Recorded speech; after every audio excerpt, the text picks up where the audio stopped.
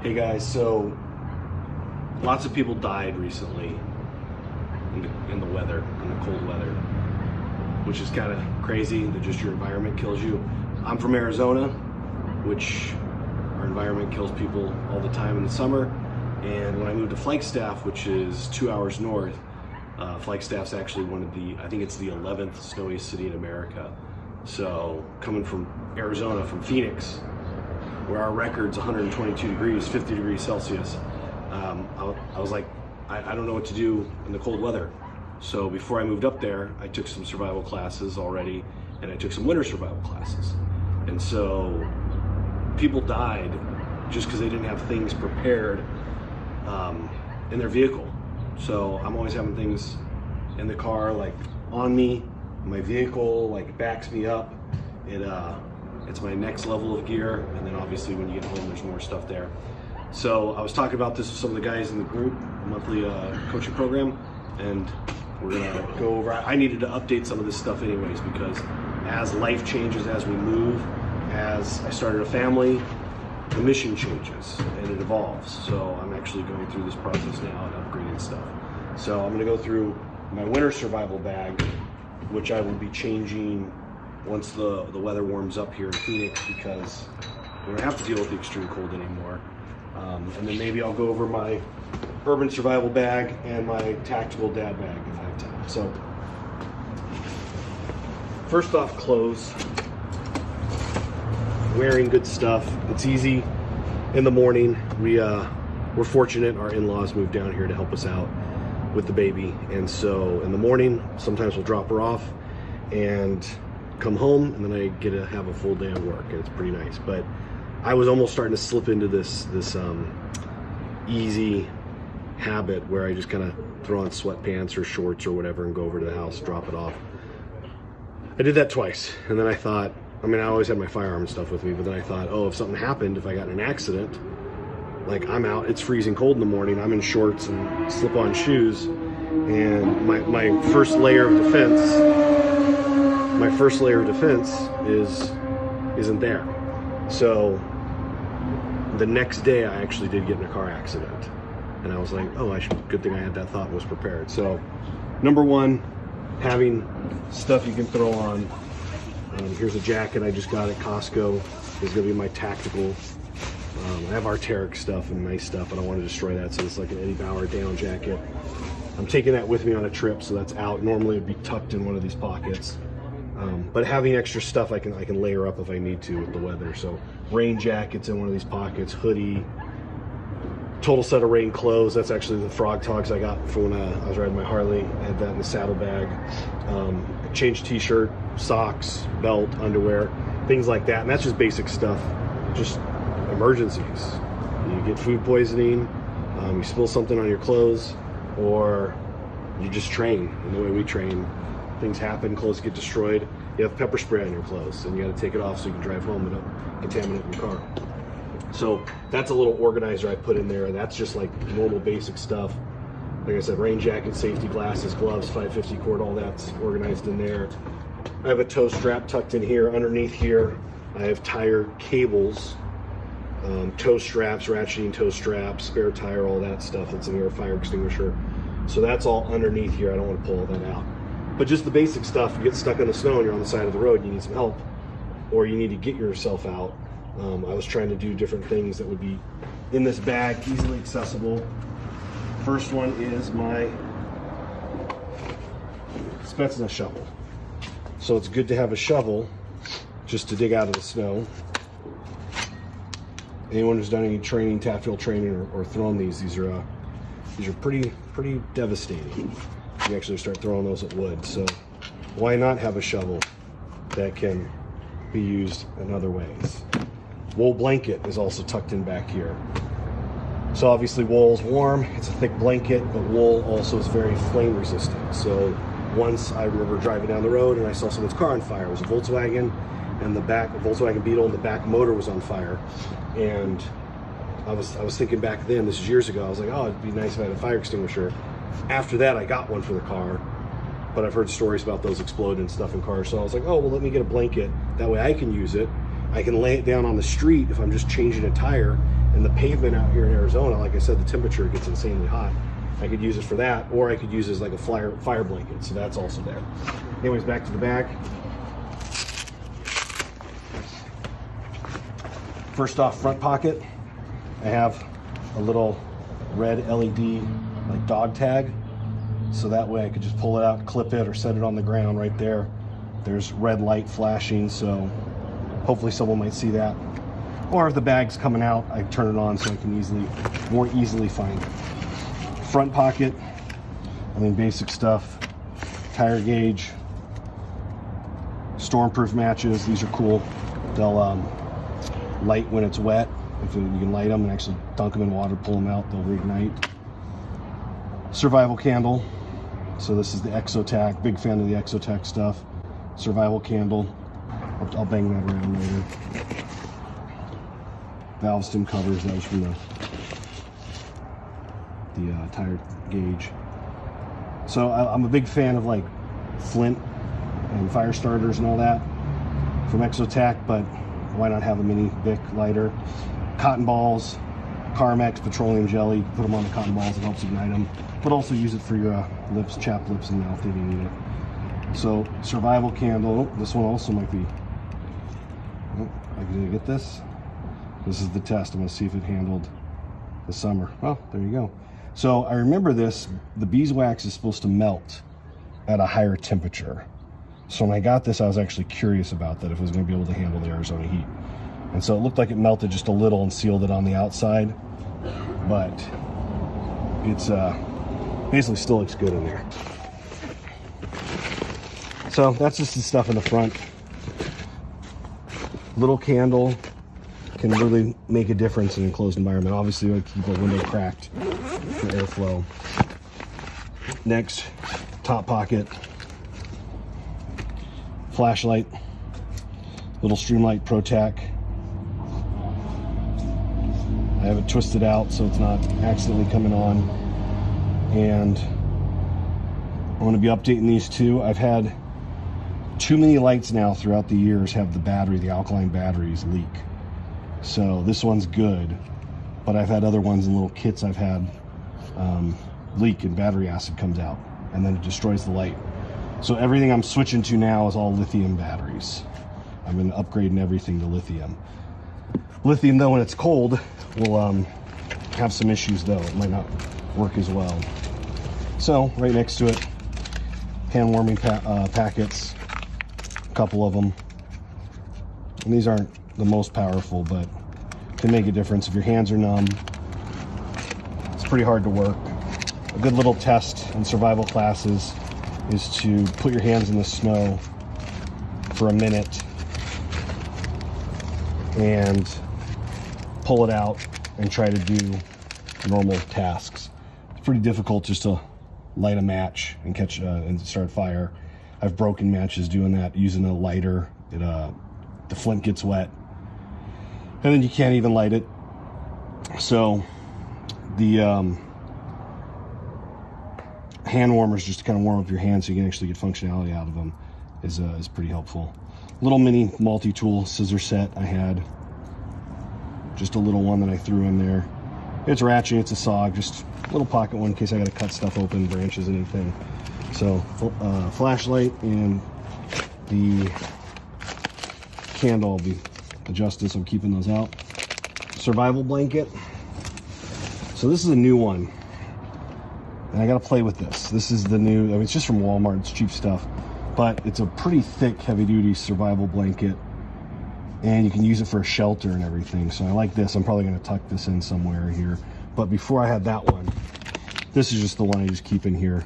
The little survival blankets that are the aluminum foil looking ones that are a little square, those are pretty horrible. They wear out, start shedding, start breaking down. We actually pulled one out once in a camping trip years ago, and it was falling apart.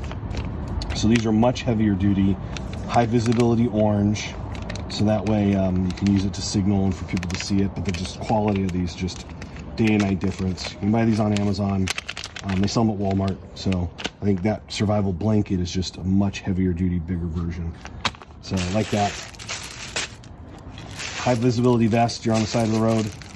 You want people to see you, so throw this on. You can use it too for social engineering stuff, but keeping this in here so that way, side of the road, storm, hopefully they see you. Also, you can hang it up and make it easier to find you. Mountain House. This is the Pro Pack. These are the ones that are vacuum sealed. Mountain House is the best freeze-dried food I found. Beef stew. Throw some boiling water in there, rehydrate it, and hot heats it up. If you don't have hot water, you do cold water. Takes twice as long, but you can still eat it. And then I got water in the car up the front, so this is in here.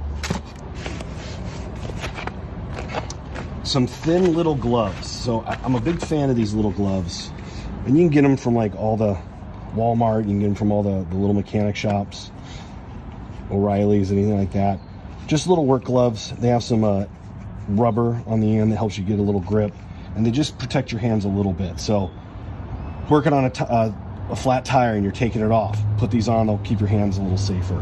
When it's snowy, wet, they give you more grip and a little protection from the elements. I have heavier duty gloves in there, but these are just some like work gloves. Throw on with you have a flat, throw these gloves on, they'll protect your hands. So tire plug kit. This is what they use at Discount Tire and stuff to basically plug your tires.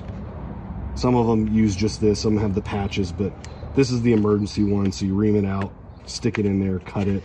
You can drive if you need to. I got a little compressor in the car too. So that's plug it up, and then you can hopefully drive out. When I was really worried about the snow, this is stuff I was looking into. I haven't used these, but there's some cool reviews on Amazon from them. They're basically just super heavy duty zip ties that have little studs in them. So you just wrap them around your tire and crank them down. And a lot of times when you're trying to get out of the snow, you just need a little bit of traction. So I was like, oh, this will be a good little test. Like I said, I have the cables in there, not chains. Chains are for big heavy duty vehicles, but smaller sport utility vehicles or cars usually use like cables. So this is something I could throw on real quick without having to get down there and put a set of cables on. If you've never done that before, you should do it. You should get a rep doing it, because it's a little bit of a hassle, but putting it on in a storm when you're stuck in the snow is going to be a lot harder. So this is something I was like, oh, if I could just strap 2 or 3 of these on and just get a bite and start moving, or all of them, that'd be nice. So something I got, haven't had to use, but easy, why not? Something that takes this much space to be the difference of getting in and out. I'll do it. Another set of gloves. Glow sticks. So I'm actually going through all these right now. There were some over here. Actually, let me pull this out.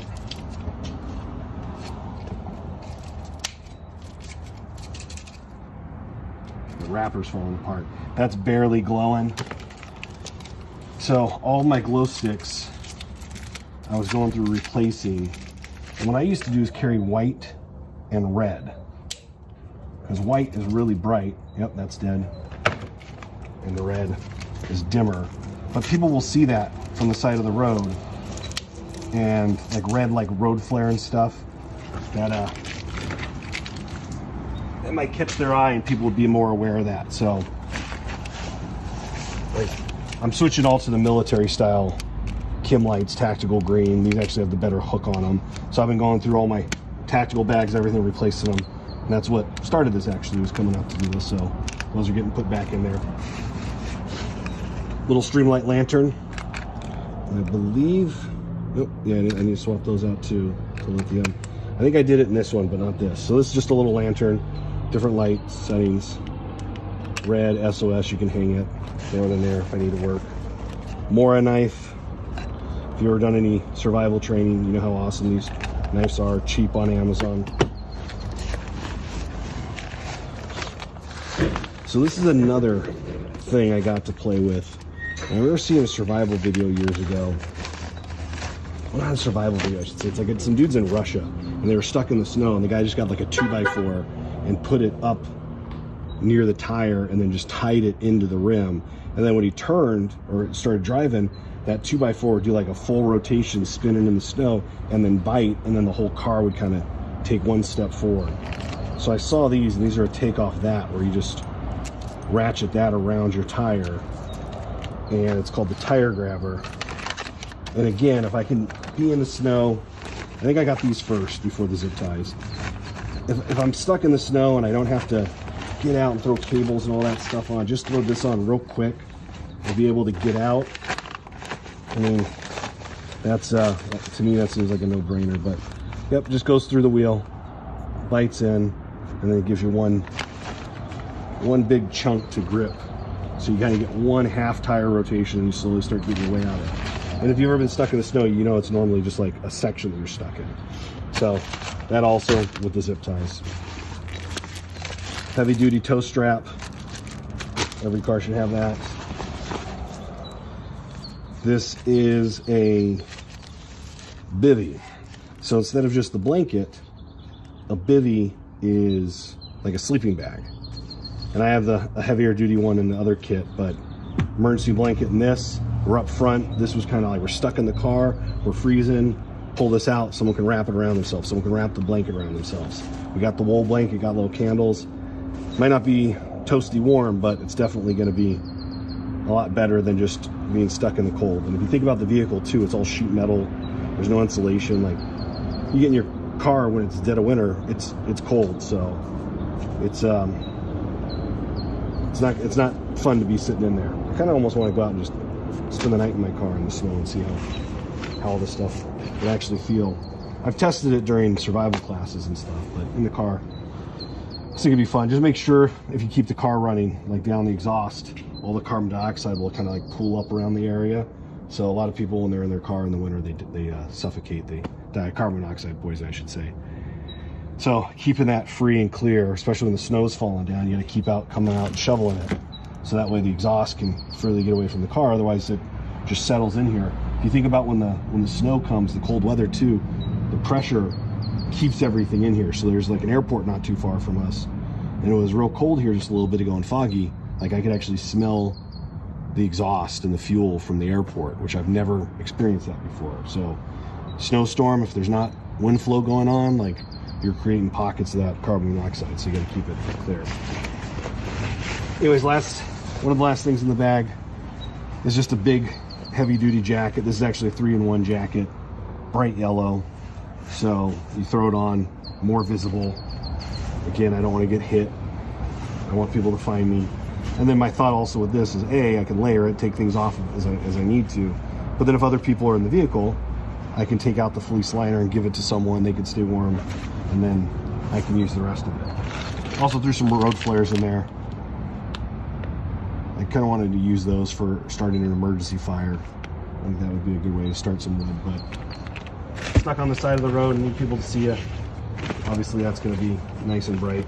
Some 550 cord in there too. So that's kind of the main roadside survival kit. The one thing that was in here that I took out when I moved back to down to Phoenix was a can of Fix-A-Flat. So I always kept a can of Fix-A-Flat in here. But summertime in Arizona, I was worried about that maybe exploding in the heat. So I took it out of here. I might look into that more and put some of that in here, or maybe some slime or something else, because I have the kit to plug it myself, but if I could just squirt something in there, run the compressor and get going, that's kind of my goal, is just to get away from wherever it is as fast as possible. So this might be a better fix, but if I just need to get back onto a freeway and drive a little bit, and then I can get more professional help, that might be a better solution. So I pulled out of the front passenger seat up front. There's tourniquets up there. There's a backpacker weekend first aid kit, which I've thrown some more stuff in there. I've augmented it, thrown it up. I got a little waterproof Pelican case, and it has my comms plan written on it with my family and friends. But in here I have a Baofeng battery, extra antenna adapter. I actually have my ham radio license. I have an antenna on my car. So this is an adapter that I can connect to it. So that way if I just have this, I can use it. But if I'm going out on a camping trip or anything, I throw my 50 watt in the car, and that's my primary. But this is a backup. An important thing with this too is I keep a backup battery to this radio in my driver's side door jamb, because I've been driving before using my radio, and all of a sudden the battery dies because it was an old battery. Even though it said it was full, I used it for about 5-10 minutes, it just died. So I always keep an extra fresh new battery in arm's reach of the driver, because if I'm on the freeway, which is where it died, I couldn't get to it. So last thing, this was some of the other stuff I just recently got to throw in here. What I used to do when I was in the snow is I just had some boxes of like shortbread cookies, anything that had high calories in them. So similar concept here, but also Arizona thinking. So I got these from Aldi's, breakfast biscuits, 230 calories. So something tasty, easy, small, easy to eat. Just some snacks to throw in the car. Peanut butter crackers, throw that in there. Have some electrolyte solution, that's in there too.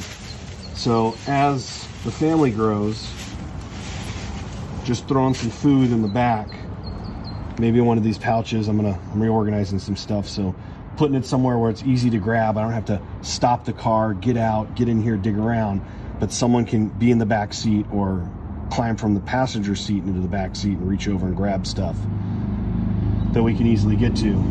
That would be nice, because if you're stuck on the side of the road for hours and hours, having some food, even if it's just little snacks, is huge, huge, huge for positive mindset, for that comfort factor. So I think that's that for this. We'll maybe I'll just show this real quick, because this is funny. This is like an old little messenger bag I have. I used to throw my iPad in here when I was using it for work. In the side pouch I have a backup flashlight, a tourniquet, which is the bungee cord style. So the thinking with that being, it would work on smaller people like infants, babies. The bigger ones won't. Earplugs, ear protection, Glock mag. So that's all right here. And then in the main pocket, I have Johnson's head-to-toe cleansing wipes in case there's any blowouts, and then a vacuum-packed sealed little emergency kit for the baby, gloves in case there's a blowout, a little blue like hospital blue mat that they use whenever they're weighing your baby or anything, one of those. It also could be a pet pad, so that way we could just lay it down. If we need a changer on it, we have that. Change of clothes in here, and then I actually have 2 diapers vacuum sealed in there. And this will have to get pulled out soon because she's growing, so we're gonna have to put bigger diapers in here. I vacuum sealed it so that way it could fit in here. I could pull some of these out, probably 15 of them. I don't know if I need, but I just want to keep this as small as footprint as possible. And then if it's an emergency and shit hit the fan or the baby, I pre-cut the edges here so I could easily rip the bag open. So that way I'm not looking for a knife or anything to try to cut it open. There's shit all over the place. I don't have time to look for that. I can grab it, rip it open, pull out some gloves, start doing what I need to do. So this is in the back seat of my car near the baby's car seat. So that way if anything happens, it's just underneath it. I can just grab it, pull it out, and grab the baby and run in. And also, if this bag gets destroyed or shit all over it, I don't really carry it anymore, so if I had to just dump it, it would be the end of the world. I'd take the stuff out of it, obviously. Maybe we'll I'll put all this stuff back, and maybe we'll do the urban survival pack next.